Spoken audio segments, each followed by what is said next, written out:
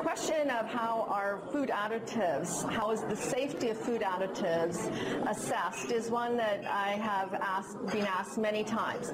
It is a very detailed process to look at and understand what might be the possible health risks of any food additives.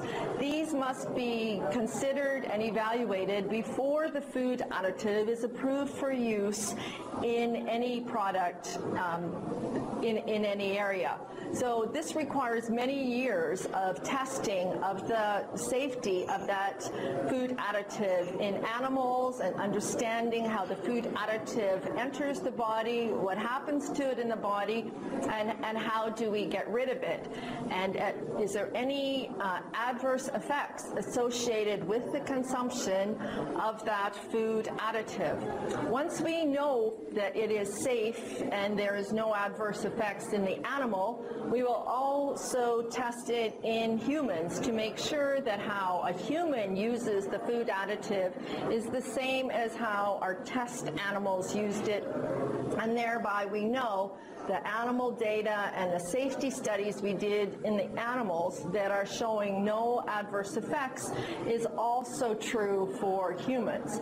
So we established then what is called the acceptable daily intake. That is the amount that we can eat every day for our entire lives. Once we establish that by determining from the animal studies how much can the animal be fed every day with no adverse effects. We then divide that by a factor of at least 100 so that we can, it's called the safety factor. It builds in more safety to ensure that the studies in humans is the same as in the rat, and the differences between different populations, say children versus adults versus older, we also take that into consideration.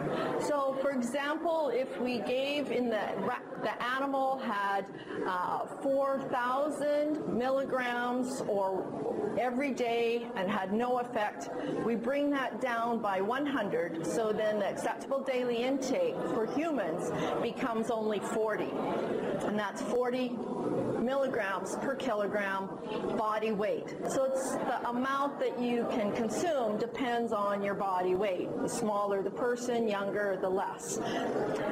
We then also need to make sure that the amount that the human is going to consume, if we add that food additive to different types of food, that it is not going to be more than that acceptable daily intake. So we do that by looking at how much are we going to put into different foods and how much do people eat of those different foods. And then we can calculate total amount that the person is eating and make sure it's not close to the acceptable daily intake. So we have a large amount of information that is required. We build in many safety factors to ensure that we are protecting the public and that we are protecting all groups of public. So one group that is always of critical importance is pregnant women, because we must ensure that anything we put into the food is safe for the pregnant woman and her baby. Often, you know, that the woman doesn't know she's pregnant, so we have to make sure that it's safe for pregnant women to eat that food additive, the level that's being in the food. So these are the long-term safety studies. It takes many years for a food additive to be approved, and even once it's approved, various regulatory agencies continue to monitor the use, make sure it doesn't exceed the acceptable daily intake, and to investigate if there are any reports that are coming out later that potentially are associating adverse effects of a food additive. They will go back and see whether or not that needs to be reconsidered or whether we need to withdraw the food additive. additive. So it is an international organization, international harmonization between different experts to look at this. And the food additives, I believe, are very safe and not one of our major concerns. We have many other problems besides safety of food additives. So thank you.